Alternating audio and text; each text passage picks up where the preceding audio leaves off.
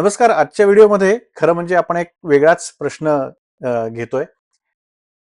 जो बरेच वेळा मला ज्या माझ्या मित्रांचा कुंडलीवर फार विश्वास नसतो किंवा ज्यांना टिपिकल पुणेरी लोकांना मित्रांना माझ्या काही खोचक प्रश्न विचारून मला कोंडीत पकडायचं असतं.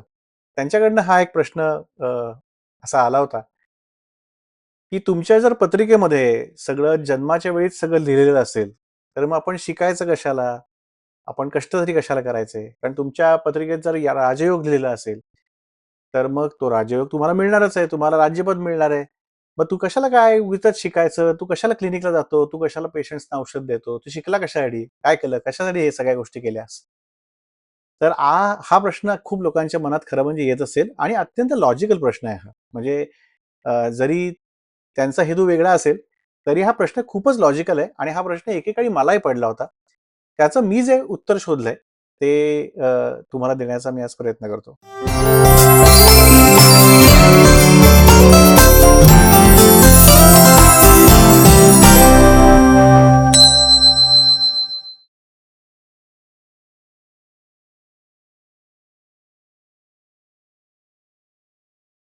मी ज्या लोकांकडनं पत्रिका शिकायचा प्रयत्न करतोय, काही YouTubeवर आहेत, काहींची पुस्तकं वाचतोय, काहींशी मी प्रत्यक्ष बोलून त्यांच्या समोर बसून काही पत्रिका सोडवून आमचं शिक्षण चालू असतं.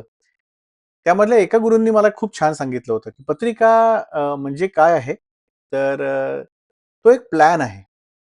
म्हणजे आपण वेगवेगळी उदाहरणं समजा बघितली आपल्याच आयुष्यातली, तर जसं आपण जेव्हा घर बांधतो, तेव्हा त्याचा एक ब्लूप्रिंट, एक प्लॅन तयार करतो. त्या प्लॅनवर कुठली खोली किती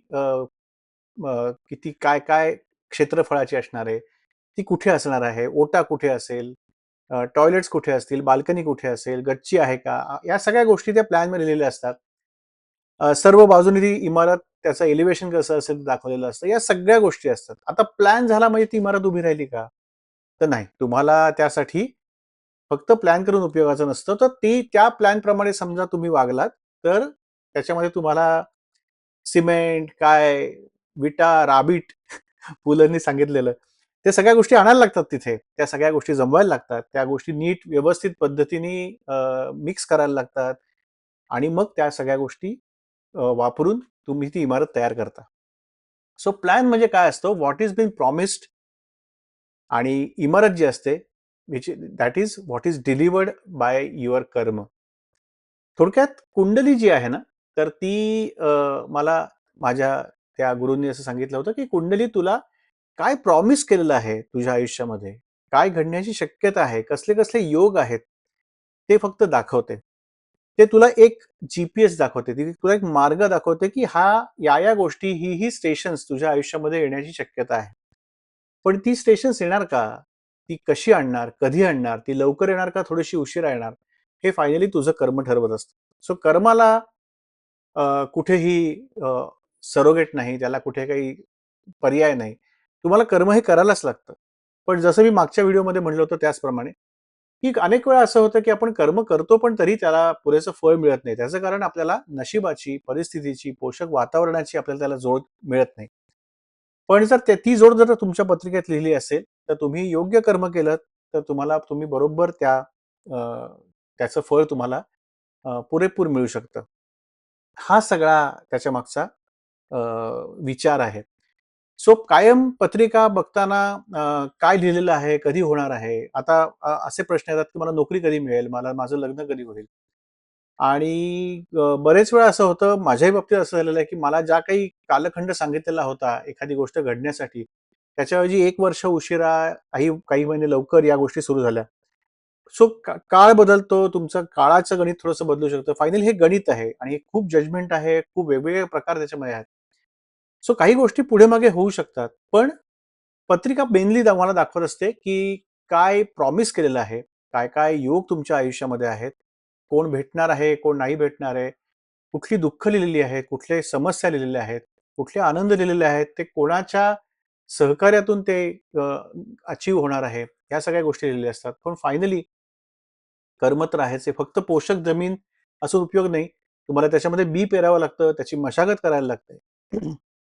फक्त माझी जमीन चांगली आहे म्हणून नुसतं बघत बसलो तर तिथून कुठलंच पीक येत नाही. नुसतं बी पेरलं तरी पीक येत नाही.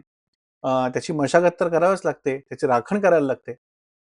सो या ज्या सगळ्या गोष्टी आहेत, सो आपलं कर्म आणि आपलं नशीब, आपलं प्रारब्ध जे आपल्या कुंडलीमध्ये लिहिलेलं असतं, या दोन्हीचा जर व्यवस्थित संयोग झाला तरच योग्य ते फळ मिळतं. पण मग पुढची प्रश्न असा येतो, की समजा एखादी गोष्ट माझ्या पत्रिकेमध्ये लिहिलेली आहे, त्या-त्यावेळी घडणार आहे आणि त्याच्यासाठी मी पुरेपूर प्रयत्नही करतोय, तरी त्या गोष्टी घडत नाहीत. तर असं का होतं? ह्याचं उत्तर आपण पुढच्या व्हिडिओमध्ये बघणार आहोत. त्याचं शीर्षक असं आहे, की तुमची कुंडली बदलू शकते का? खूपच वेगळा विचार आहे.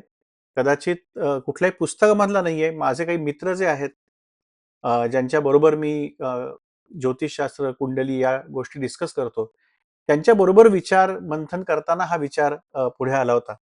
त्यामुळे ह्याच्यावर आपण पुढच्या व्हिडिओमध्ये विचार करूया आणि चर्चा करूया, की तुमची कुंडली बदलते का? माझ्या जन्माच्या वेळी मी आता 50 वर्षाचा आहे.